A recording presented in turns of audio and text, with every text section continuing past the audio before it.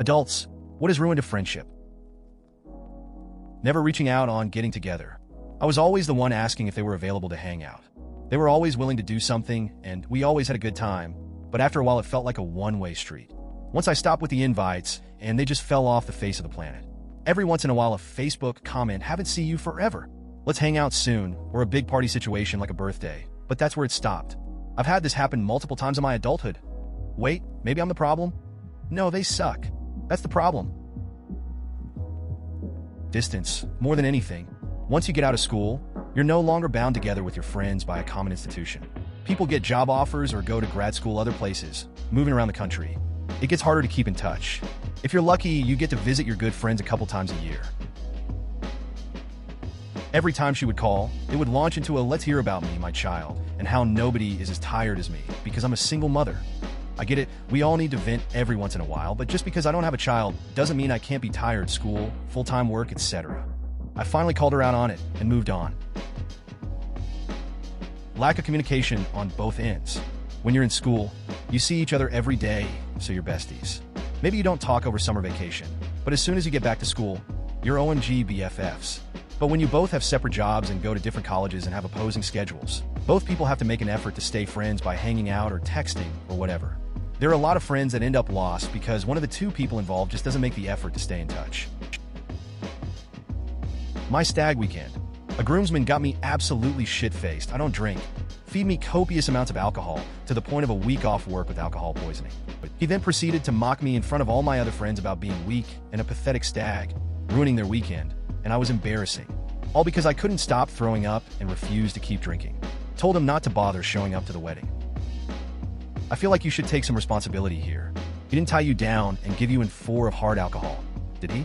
At the very least, why didn't you talk prior to the weekend about how you wanted it all to go down? Selfishness. People grow up and priorities change. I have a family and am willing to make time for certain friends and less time for others. Everyone else does too, so the Venn diagram of people I care to make time for and people who care to make time for me becomes a de facto friendship limiter. A friend of mine borrowed $100 from me. The next few weeks, she was chasing some dude around spending money instead of paying me back. When I talked to her about it, she didn't see her part at all. It was her money and she could do whatever with it. I cut ties with her shortly after that. I should have cut her loose when she made the joke about me having been homeless in the past. I find that as I approach middle age, the people I know fall into 2 categories. Those that strive to have their lives fit their dreams and those that prefer to have their dreams fit their lives. The difference grows larger as you become older, and it gets harder to bridge the divide. Eventually, your friendships on the other side just drift away. Introducing him to my sister, who was married but getting divorced, him falling in love with her despite my warnings that the women in my family are known to be, not very loyal. They got married, and about 18 years later, he finds out she's been screwing around on him for about 5 years at least. But that didn't ruin our friendship. No, it was when I visited her and met her new husband. He found out about that, and it was like I betrayed him or something. What? Does he think I will never talk to her again? She is my sister, even if she is a cheating whatever. The dude was one of my closest buds. We hung out all the time, were dedicated gym partners, went out together every weekend, had more heart-to-hearts than anyone could ever count. Then he met a girl, they went on a date, and he called me all excited about it. That was the last time I heard from him. He stopped answering calls and texts. Everything he posted on social media was about her and the stuff they were doing together. I thought we were both adults, but abandoning your friend for a relationship is pretty low. Alcoholics Anonymous. About 4 months ago, I lost a really good friend to that program. Alcohol didn't consuming her life the way AA is. She never reached for the bottle right after waking up, the way she reaches for AA. She'd drink maybe once a week, once every other week, but when she did, she would get really wasted. Her family pressured her into going into AA, which is ironic because she is far and away the most sober of them all. She now goes to at least 3 meetings every workday. I got engaged. I was apparently supposed to be psychic, know that my friend was close to achieving the same. She wasn't. And my partner and I were supposed to wait in perpetuity until she got engaged, and then an appropriate amount of time passed that she would not be angry with me for getting on with my life. She told me I stole her thunder. While I waited to find a really nice way to disengage, because girls, am I right? She told me I was losing my friend privileges for my behavior. I basically high-fived myself and then did a happy dance in front of a few sympathetic friends. Drama-free ever since, and so much happier to be rid of that friend. Just growing up, things change, and I hate it. I used to be inseparable with my two best buddies. We did everything together. We saw Star Wars EP3 after waiting in line forever. We played all kinds of video games together. We did everything together.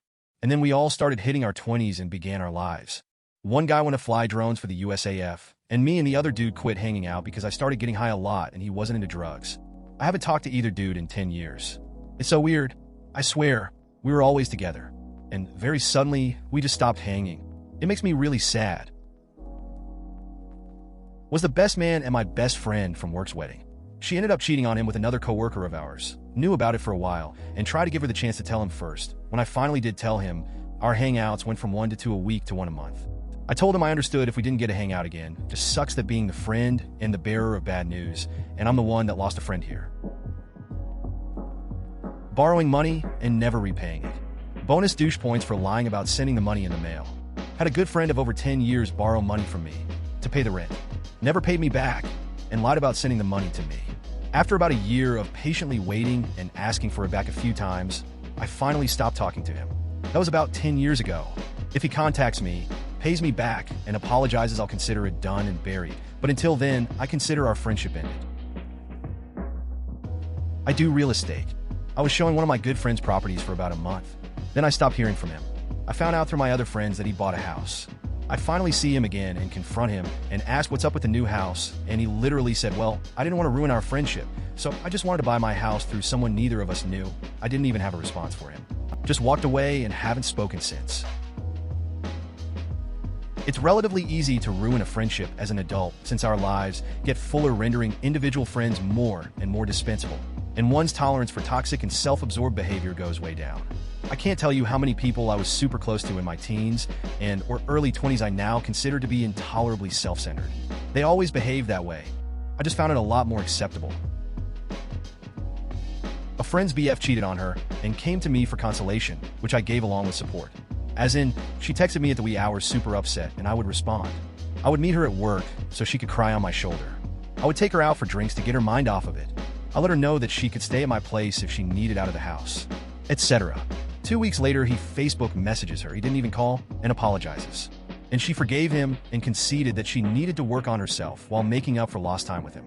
I didn't stop talking to her, but I certainly lost a lot of respect for her. She's super awesome and could easily score someone better than that loser. Getting sick and winding up housebound. I lost touch with so many people. Chatting online and on the phone just isn't enough to make up for those years I couldn't make it out anywhere. And when I did, I fell asleep all the time. It hurt, but I can't say that I can really blame them. Maybe I would have interpreted that as not caring where I in their shoes too. Awkwardness. When a friend gets blackout drunk and loses her underwear in a bar, and you have to help her to the car and drive her to another friend's house so her parents won't find her drunk. Then she ignores your text probably because she is embarrassed. Fast forward a few months and we don't even talk anymore. He let our 6 years friendship go down the drain, but not after coming down here to see me and having me work hard in order to buy a ticket to go see him in Minnesota in order to hang out. Once I left his place, he started to detach himself, feel the relationship, and telling me I had to accept this. I'm not sure if he was being insane or not. I haven't really heard his voice since last year, and there's no rekindling. It's weird how it's someone you used to talk to every day suddenly became the person you no longer know. Life is a bit funny, but it's a lesson learned. Passive aggression and not being able to communicate well when issues come up. When I really decided to work on myself as a person, cut the negative self-talk and pursue my goals in a real way, and realized that some of my friends were just going to stay in a negative spiral of believing nothing good would ever happen to them, and it wasn't my job to fix their mindset for them. Also, acting on sexual interest in one another despite knowing that it wasn't going to work out well for the friendship. I went into it against my better judgment, and it amplified tension in the friendship in a way that we never really could get over. Also, it kind of sucks when a friend you care about gets enmeshed in a relationship with someone you don't know, who isn't interested in knowing you, and doesn't seem to have much regard for you. Uneasy face. Network marketing and pyramid schemes. I could be my own boss. Don't you want to as well? Come join me in my success. You only need $1,000 to start. Come on, would I lead you astray? Why don't you want to do this?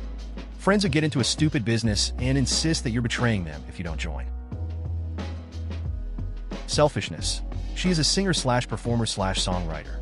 Many performances of hers, I'll know. I'm expected to come. But the reverse isn't true. She has no time for my writings, ever, even the smallest ones, that will take 3 minutes to read. Another one, known him for 20 years. He got married, and that's it. I got dropped like I didn't matter. No contact whatsoever. Egos, bunch of them.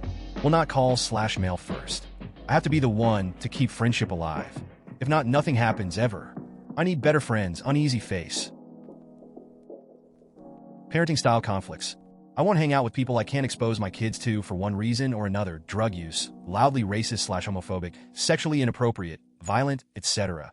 And also I find it hard to be around people who clearly don't make the best choices for their kids. Makes me lose any respect I had for them to see them mistreat their kids or make selfish choices. It might have just happened. A friend I thought of as nearly family didn't invite me to his wedding and didn't even tell me he was having it in the next month. I found out by accident. Edit. Turns out he invited all the friends we hung out with together, but not me.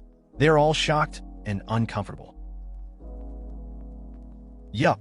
It's weird because I went to middle school with that friend's wife, 1,500 miles away from where we currently live. She talks shit constantly, but in a way that somehow she seems blameless.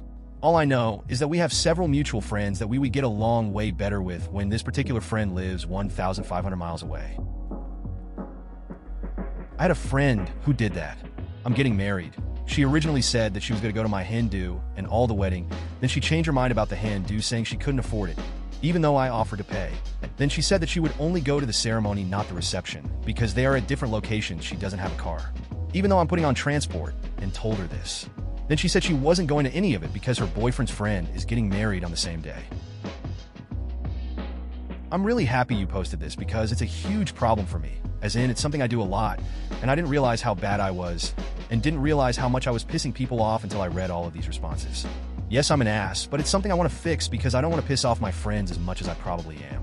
I guess I just had this mentality of no one's really going to care if I go, so I'd always bail if I just didn't feel up to something. I know one formerly perfectly rational lady who had her child at 42 and instantly turned into a crazy person. Now she uses psychoanalysis language to talk about every subject and refuses to discipline her devil child for anything. This includes the time when he hit her on the head, drawing blood, and forbade her from holding ice on it or putting on a band-aid. And she allowed him to forbid her that. Does not compute. This is a high-powered, intelligent woman. And now she's a crazy person. I'm a newlywed and my friend is going through a divorce. I feel like a shitty friend for not going out with her, but I don't like going to bars, and my husband would prefer me to not go out, especially all the time. She also wants to take pills and smoke weed, things I enjoyed in high school but now don't want to do anymore. It gets harder to keep in touch. I know I'm guilty of this too, but I often wonder how true this is really. It may have been the case 15 plus years ago when you had to call and hope you got each other or write long letters and send through the mail, which can be time consuming. But we're at a time where communication has never been easier. How much time do you spend idly scrolling through the same drab Facebook feed you just checked 10 minutes ago? Couldn't this time be used to reflect on those you haven't chatted with a while and at least just shoot a text message? Like I said, I'm definitely very guilty of this as well, but objectively I wonder how much of it is really no more than an excuse. Please consider subscribing if you enjoyed. Love.